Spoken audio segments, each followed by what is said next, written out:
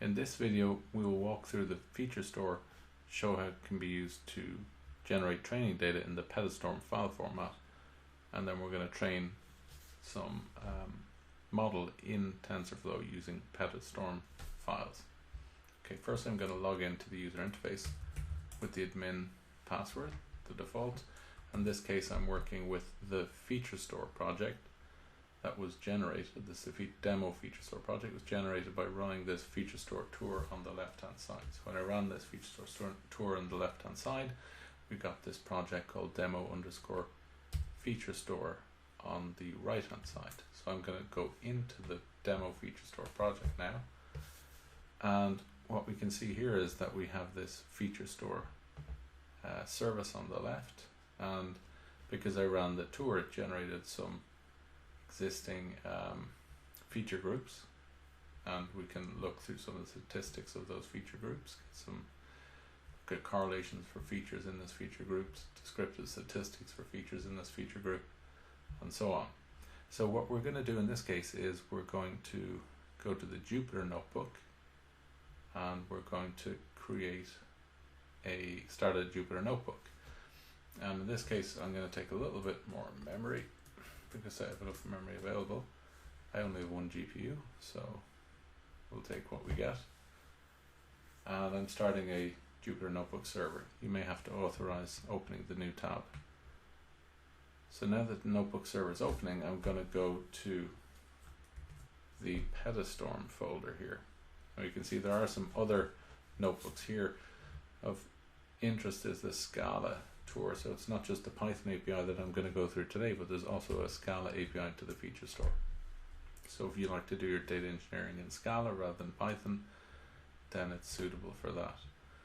Okay, so in this Petastorm folder, we can see there's quite a few different notebooks. So I'm going to run through the create dataset notebook, and as you can imagine, it's going to use MNIST, and it's going to create a dataset for MNIST in the Petastorm file format, and then after that we can train that a model in Tensorflow using the Petastorm file format, the MNIST data. So let's start with the create dataset example, and in this case what we'll see is that it actually gives us some instructions at the beginning, but we'll just start by starting our Spark application first. What it tells us actually that we need to download the MNIST datasets and then create it tells us actually, if we read further down, it tells us to create a dataset called MNIST, and it shows us how to do that. So I'm going to go ahead and do that. I'm going to go back to the datasets option here, and I actually have done this already. I've created it, so you can just type in the name of stuff we'll call MNIST2, let's say, to create a new dataset called MNIST. I have the MNIST one already, and in fact I have downloaded all of these files already, so I'm just going to remove them and go through that step again. And I'm going to, so they're not there, they're here I do believe. Okay, so I'm going to upload the original MNIST data, and I'm doing that. That goes pretty quickly, and we can go back to our notebook now.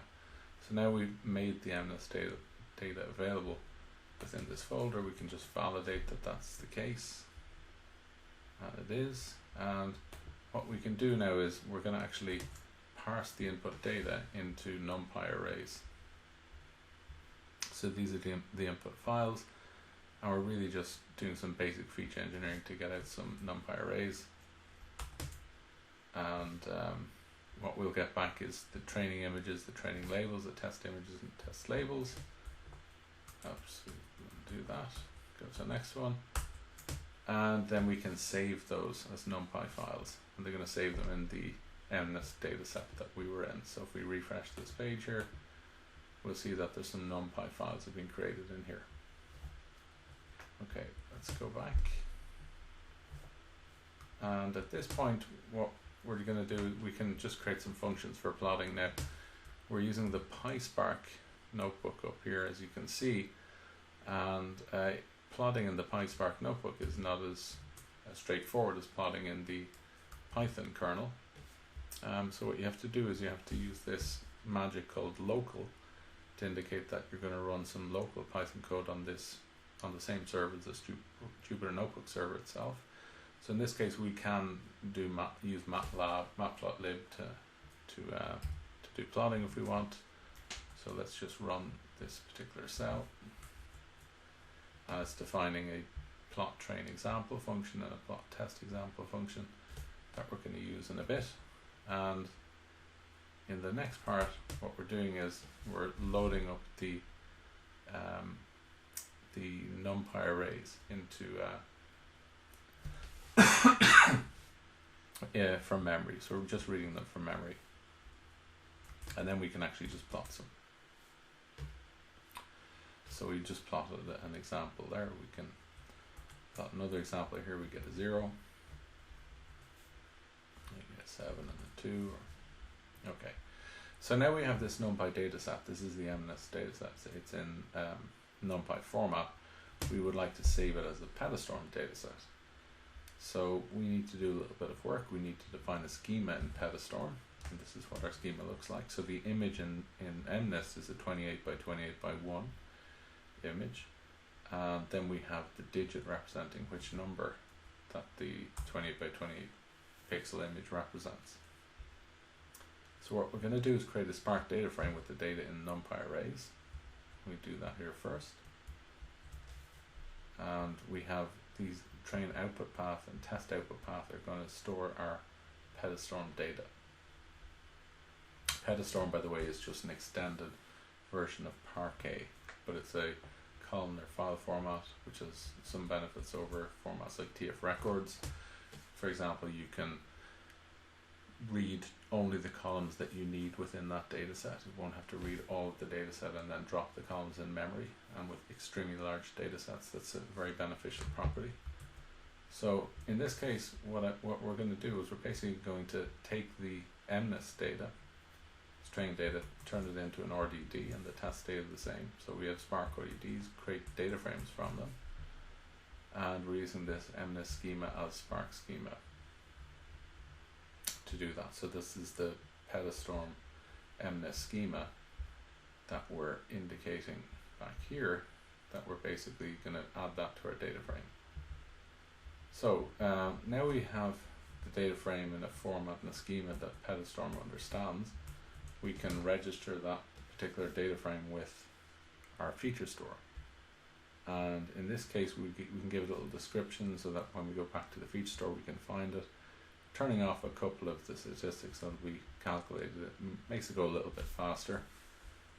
But we can leave this run for a second and go back to our feature store to see what's happening.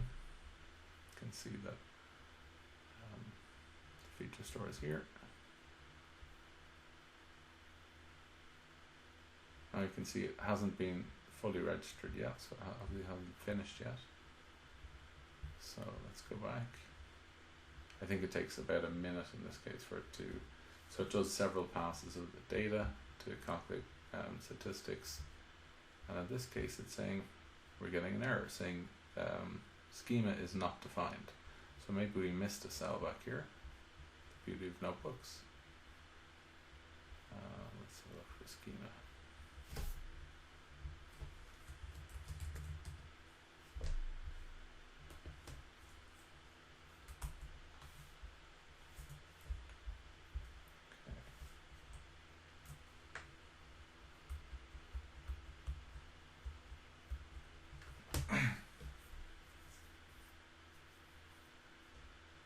Okay, so it's possible I missed the cell which is now numbered 27.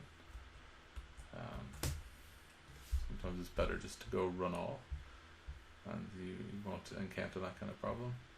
But after we've registered this data set with the feature store, what we can do is we can create a training data set from the from the name of this. This is the name of our feature group that we're registering here, MNIST_test Petastorm, and we've also MNIST train Petastorm. Sorry, so in this case it's just creating a training data set for it, so that actually succeeded fine, and we can run it for the test data, which will be a bit smaller than the training data. Should go a little faster. So this was just the first notebook which would register the training dataset with our feature store. And if we go back to our feature store and have a look in here, we can see that the training datasets have been created and they're stored in the Petastorm format. We didn't calculate too many statistics for them, just a few. So we can see some here. And now we'll be able to use them in a different notebook. So what I'm going to do is, this notebook is completed. We can close that down. We just save it maybe first and then close it.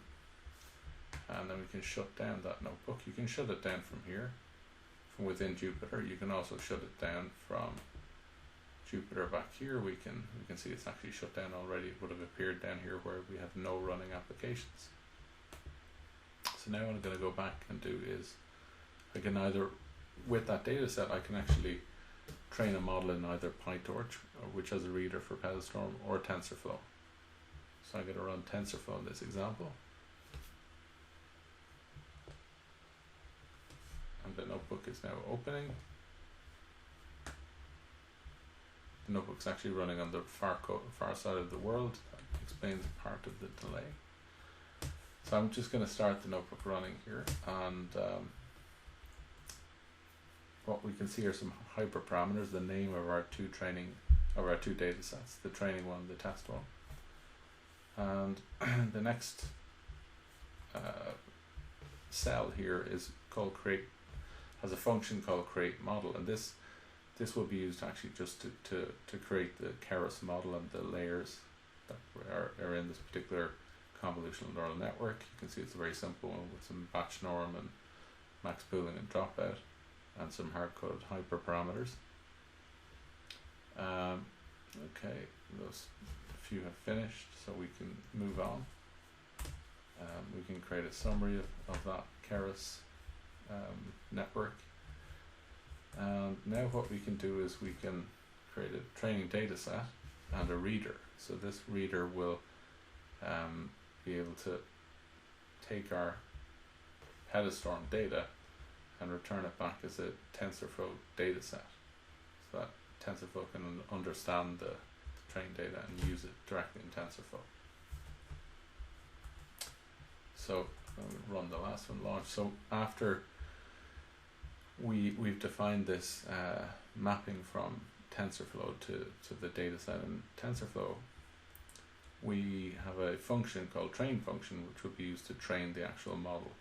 So in this particular case, what it will do is it'll take the path in for the trained data set, and we can start out by getting that path by just passing in the name for the trained data set to the feature store. It'll give us back the path, and then we can call create tf dataset from there, which we'll call this function here, which will return ultimately the training data set, adding some batch size for the amount of rows in a given batch and the number of epochs we're going to train for, and shuffle parameters as well. So it is a Keras model. We'll create it from the function we defined earlier. We'll compile it. We're going to use TensorBoard to be able to monitor the training visually, and then we call fit to start the actual training running. The results we can store to Hopsfs, to the file system, and we can then save the trained model. In this case, as it's pure Keras, it can save that model as a H5 file. Okay, so this has actually run to completion, and what we can do is we can actually, within the same notebook, we can still continue plotting our files. The GPUs will eventually get freed up when the dynamic executor finishes. So this particular training function here that did the training used a GPU, but after 60 seconds of inactivity, it will get freed up. So what we can do is we can actually plot the loss using matplotlib. We can plot the accuracy. We can see how it improves over time. You're getting about 90-something% accuracy. We can evaluate the model as well. So what's happening here is that we're basically getting our model, and getting some test data from our feature store, and then we're just going to score that model against that test data and see what we get. We're getting, well, yeah, 99% accuracy, which isn't too bad. Okay, so that concludes the Petastorm feature store and TensorFlow video. Thanks.